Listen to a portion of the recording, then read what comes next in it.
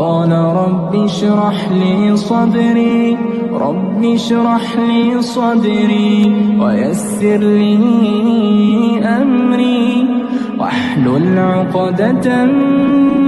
من لساني يفقه